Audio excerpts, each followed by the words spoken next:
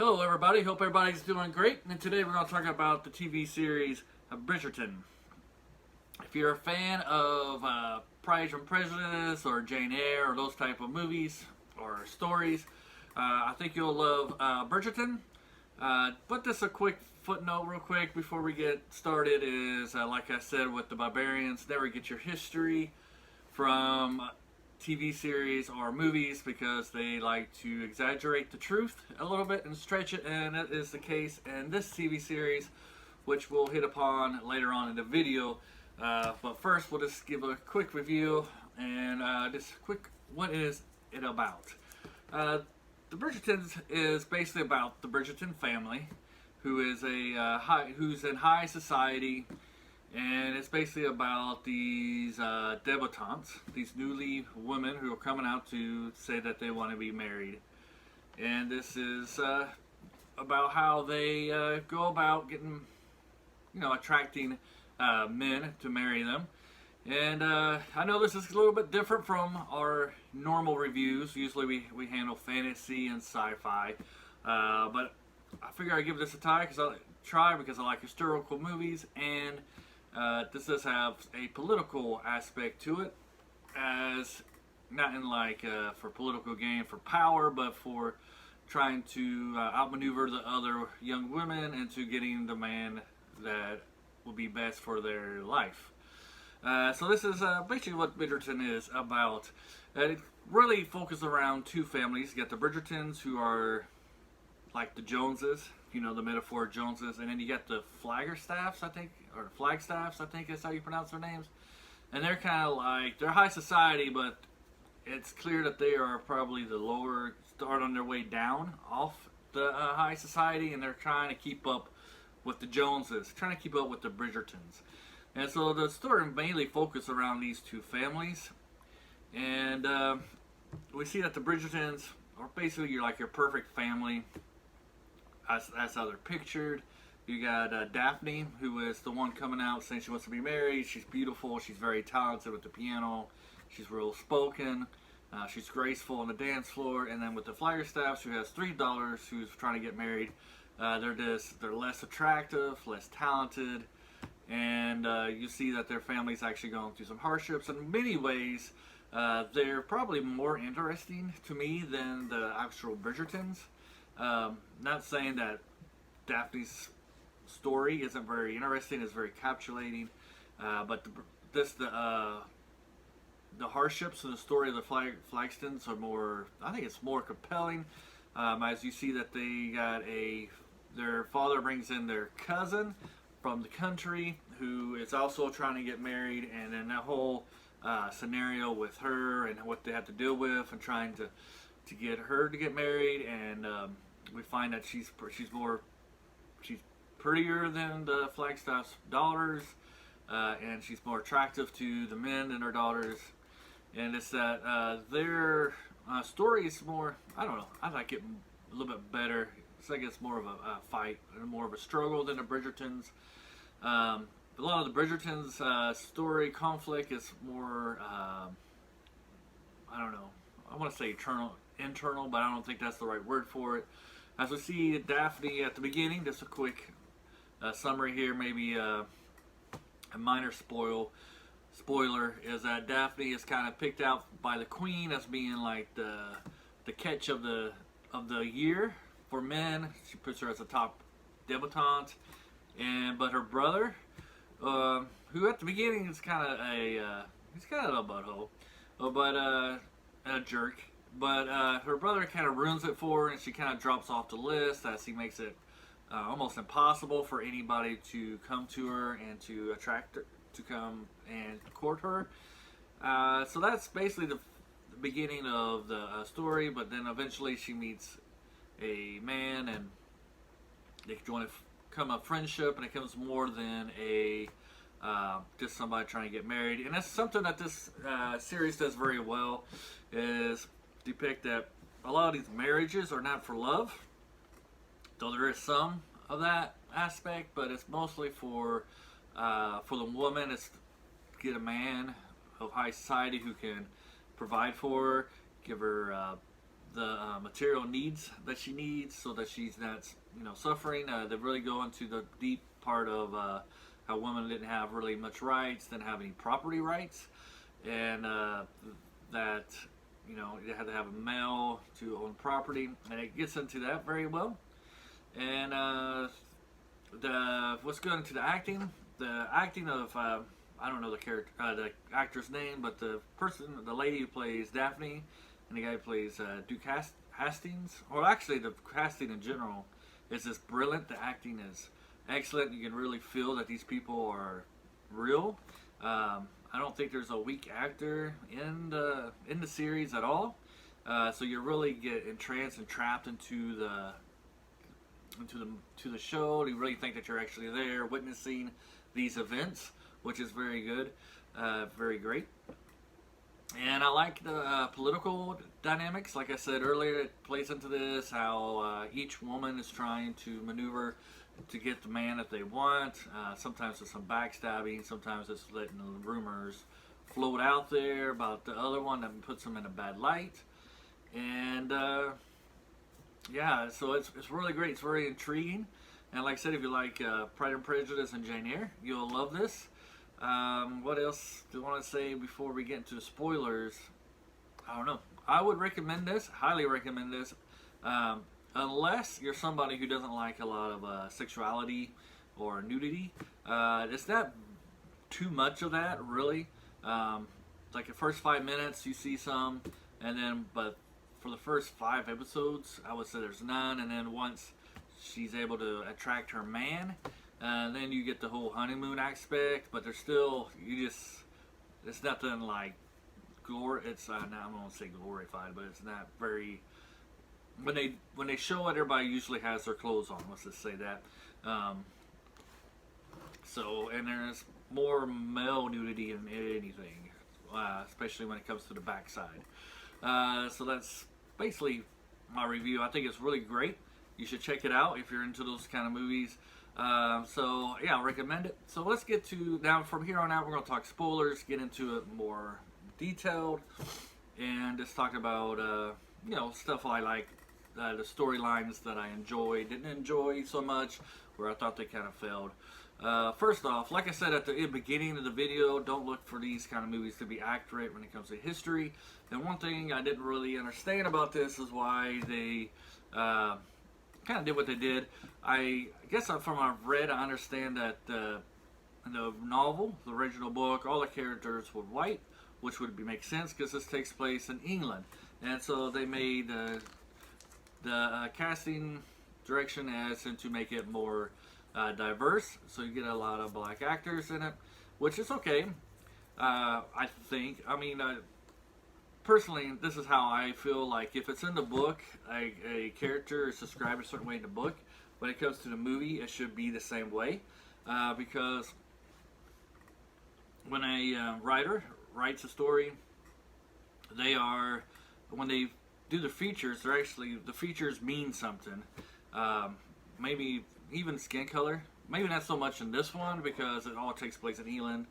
But if you ever read other stories, when somebody writes a story, the skin color, the way they talk, the way they move, the way they act, depicts about the origin of where they're from, and so it tells them more. But also in this one, I don't understand why they just didn't. It's already changed the race of the actors. They should have just changed the country as well. And instead of making it England, it should have made up a fantasy country, which wouldn't have been any problem at all. We've seen it done in other movies, like Princess Diaries.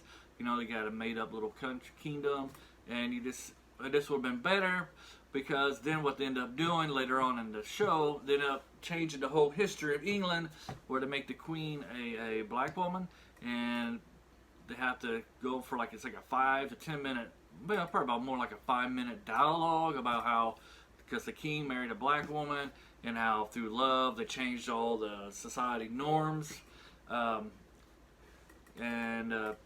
that's how you get a black duke, and that's why you got a lot of black people in high society.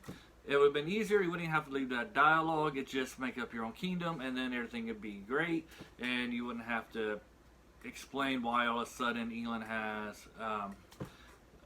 it's so diverse. Just make up your own kingdom. You have that. You would have that sovereign problem. So the problem solved. Sorry, got a little tongue twisted. Also, this in reality, this would have created another problem. Not so much a racial problem, but as it would have created a jealousy or a conflict between the already established high society people and to the new high society people. It would have been some kind of conflict. An example of this is if you ever watched the movie Titanic, or you know the history of Titanic, of the unsinkable Molly Brown. I believe her first name is Molly Brown, but her last name is definitely Brown. Is that a lot of people who were rich on the Titanic and just in life in general with her, outside of the Titanic, in regular life, they looked down on her because her and her husband were called new money. Is that they recently became rich, and those who were established and been rich for a while, they look down on these people. So you would have this same tension. It's just human life, good or bad. Part of this aspect is bad, but it's just human life that they would look at these people as kind of like the new people, and it would be kind of it would be kind of a little small conflict, However, what the movie does really great is that there's no really any. Everything is racially harmony. Everybody's getting along and great, and that's probably because that's how it is in the book. And but that's like one of my problems with it. I have another smaller problem, or maybe a bigger problem, really at the end.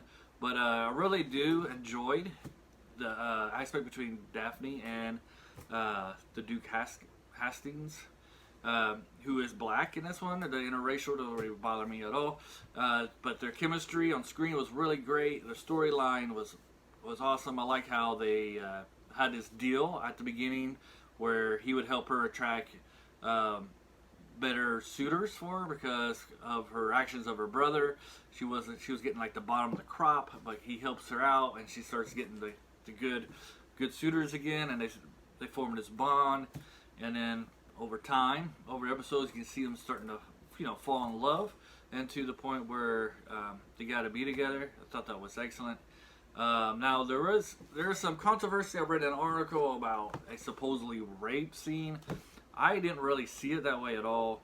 So if you don't really know, if you at this point, hopefully you already seen it. Is that Hastings says he made a vow to his father they would never have children, and so every time they have intercourse, he always pulls out, which I don't think really works. I don't think that works. I think it's been proven that doesn't work. Anyways, she just thinks, because she's so naive with sex, that she just thinks that's how it's done until she finds out the truth. And then so the next time they do intercourse, she ends up taking a charge and getting on top, and basically forcing him to finish where you're supposed to finish. A lot of people are saying this is rape, but when it starts at the beginning, they're definitely both in control, wanting to do it. It's just that at the end, she forces him to do it inside of her, and so she can hopefully get pregnant from it. And I mean, that's where you're supposed to go. I mean, she knew, and I don't know how to describe that as being raped. I mean, unless you're saying rape is only when somebody forcibly has an orgasm. I mean, rape is, forcing somebody to have sex with you, period. Once the penetration or whatever sexual act is, that's rape. It doesn't matter if the person has an orgasm or not. So I don't really see how that is as a rape scene, but most people are saying it is. If you think it is, or if you agree or disagree, I'd like to hear your reasoning in the comments. That's my reasoning. Is that my reason is basically they both wanted to do it, and she kind of got on top where he would have to do it, where he is finished where he's supposed to. So one of my favorite characters. Moving on to something different. One of my favorite characters is is the second oldest sister, or her younger sister of Daphne. I think that character is pretty cool. She's funny.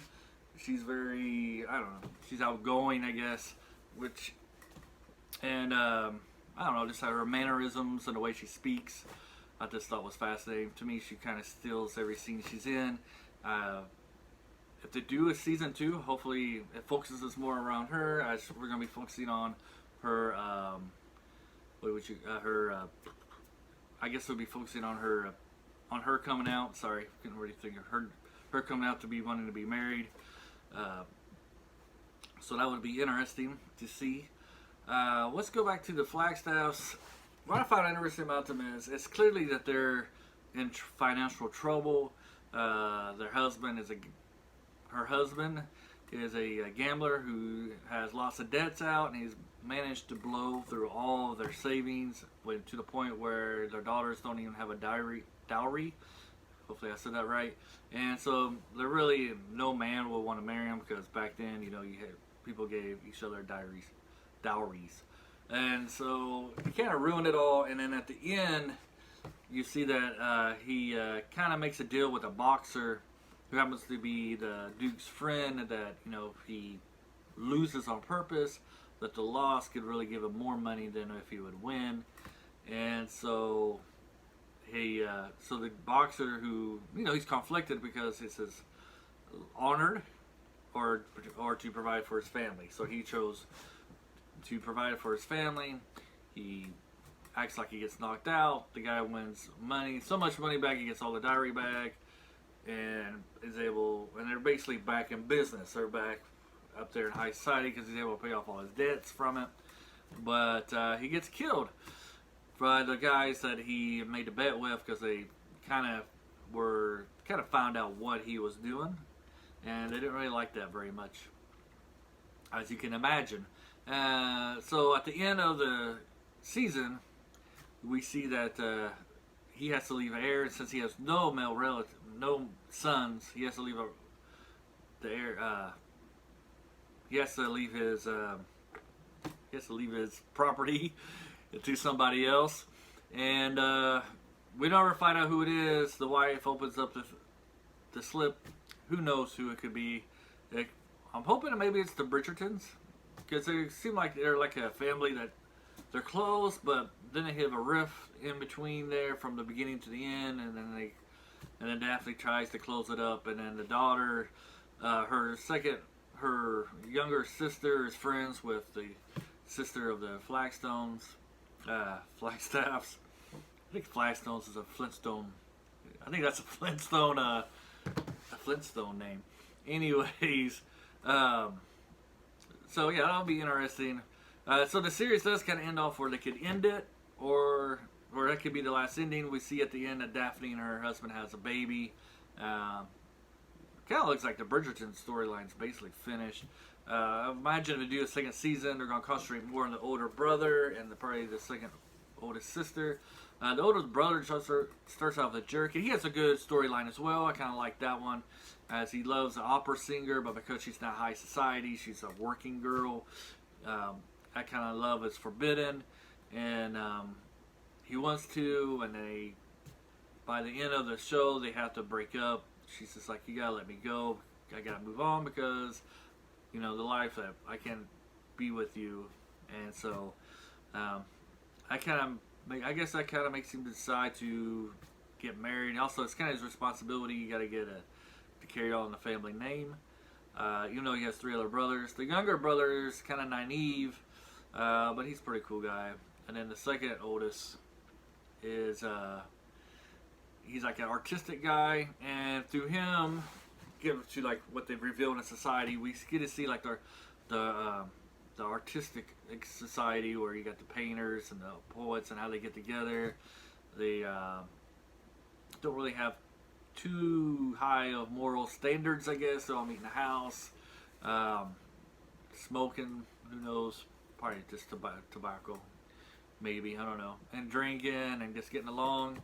We also see through Daphne how she's invited to a marriage woman's party only, and so through there we see how she was able to talk to a general's wife, because she's going to get a letter to a soldier. And we see through this how how you can do politics and how the women can do politics. Even though they don't really can own property or anything, they are able, if they're smart enough, to be able to control some events. Especially if you got a powerful husband, and you're able to, you can manipulate them in ways. And so that's a good aspect. I wish it was more on the men's side. We saw that more because we did see where the brother and the Duke Haskins are meeting in like I don't know if it's the opera, like a back room opera or what. And they could have really done more with that because back then a lot of men met like in coffee houses or rooms like that, and that's where you got like back behind the door deals and stuff. And we didn't really get to see much of what the Bridgertons do. We know they're high society, they got a lot of money, but we don't really know what they do. And if they did say, I missed it. It had to been in the first episode or two, because I just don't remember how they got their wealth and how they were able to maintain it. But yeah, that's wish there was a little bit more of that. And then the final reveal of throughout the whole show, we get this lady who's writing gossip. She gets like a gossip column that gets passed out through everywhere, and you're thinking it would be an older woman, but it ends up being the youngest sister of the Flagstaffs, and it just doesn't make sense because she's able to write all these complicated things, and she just seems throughout the whole series to be too naive to be writing that kind of stuff. Maybe that's her game. I don't know, but she doesn't even know how people get pregnant. So, anyways, and besides that, it's clear that they had established that this lady's been doing this for years, and that she's kind of established person, and so she's way too. To me, she's way too young to be able to get that credibility. To be able to get that credibility to be doing it for years. I mean, she would have been writing when she's like 12 or 13. A 12 or 13-year-old can't write as good as this lady's been writing for all those years. So that reveal at the end was, I don't know, I was kind of disappointed. I was hoping for somebody else. I was kind of hoping it was the Taylor, but, it is what it is. So yeah, I'm trying to think. So hopefully they do a season 2. I'll be waiting for it. Like I said, I think the star of the show was definitely the actress who plays Daphne. I wish I had her name up. Maybe I can pull it up real quick. Probably not. Because there's a bunch of names on here. Might be Lorraine Ashburn. If that's her. She was really great in this. So hopefully this will move her career along. And I hope you guys enjoy this. And have a great day. And bye.